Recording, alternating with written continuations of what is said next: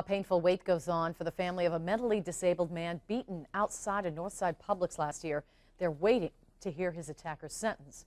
Though Ryan Keys was scheduled to learn his fate today, the judge says he'll take a couple of weeks now to decide his prison sentence.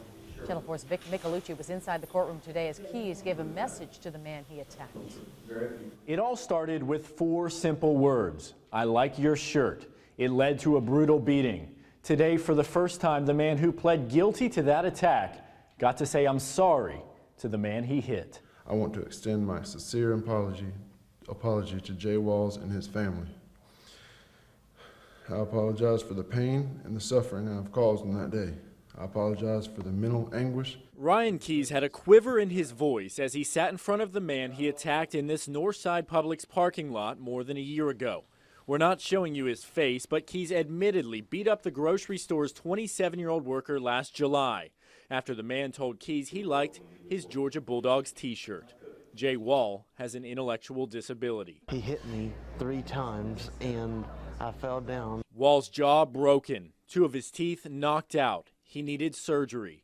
Police say Keys sped off with his brother after the attack.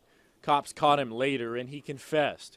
Keys told prosecutors he had been using OxyContin, Valium, and alcohol that day. For the past year, I have reflected on my actions of that afternoon, and I struggled to find an explanation.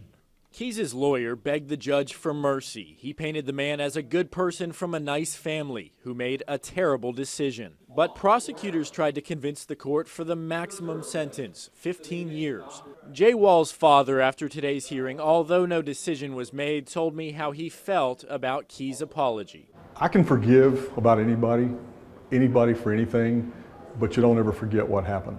My son will never forget it. He's going to have to live with these scars physically and emotionally for the rest of his life.